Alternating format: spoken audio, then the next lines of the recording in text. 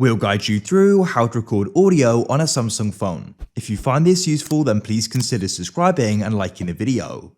So with this, you'll be able to go and capture audio and record it. For example, you may want to go and do this with a podcast, or maybe you've got a meeting you want to go and record, and so then you can go and listen to it again and go and take notes, or there's something else you want to capture. It doesn't matter, we're going to guide you through this step by step.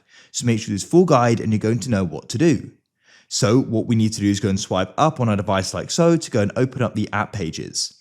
Now it's likely there's an app already on the device we can go and use. It should be anyway. So what you can do is go to the top and press search. That's the easiest way to go and find it. Try typing in voice recorder, or just type in recorder or even audio, and you should go and find the app which is already on your device.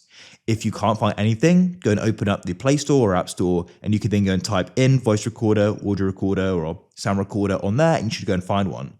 However, we can go and use the one already on our device. So here it is.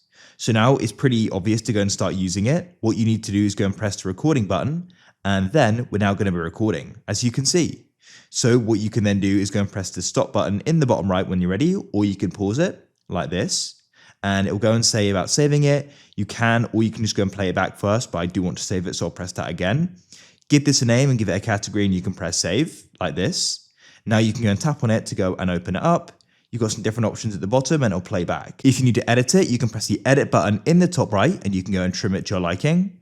When you want to go and share it though, what you can then do is press the three dots in the top right. You've got some different options and you can go and press share.